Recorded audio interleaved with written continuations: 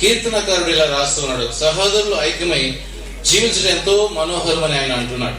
சகோதரர் ஒருமித்து வாசம் பண்ணுவதிலே, సహోదరులు ఏకమై జీవించడంలో பரிசுத்த இருதயம் இருந்தால் அது எல்லாருக்குமே நன்மையா இருக்கும். పరిశుద్ధమైనటువంటి హృదయం ఉంటే అది అందరికీ మంచిగా బాగుంటుంది.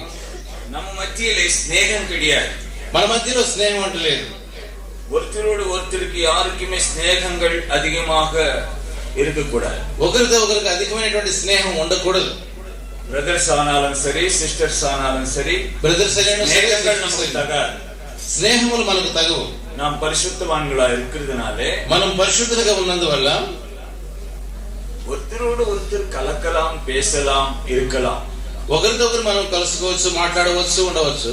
அதிகமான ஸ்நேகம் அதிகமான ஒம்புக்கு காரணமா இருக்கும். అయితే అధికమైనటువంటి స్నేహం అది తంటాకి కారణం అవుతుంది.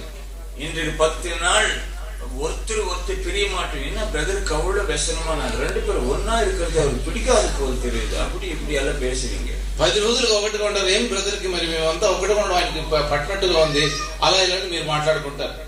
11வது நாள் பிரச்சனை கொண்டு வருவீங்க என்கிட்ட. 11వ రోజు నా దగ్గరికి తీసుకొస్తారు మీ సమస్యని. இந்த சகோதரிக்கு நான் பார்த்த பிடிக்கிறது இல்ல, ఆ సహోదరి నన్ను చూస్తే అవటం లేదు. அப்படித்தான் ஆகாமல் இருக்கும் அதிகமான ஸ்நேகம். ఆ విధంగానే అధికమైన స్నేహం కాకుండా ఉంటుంది.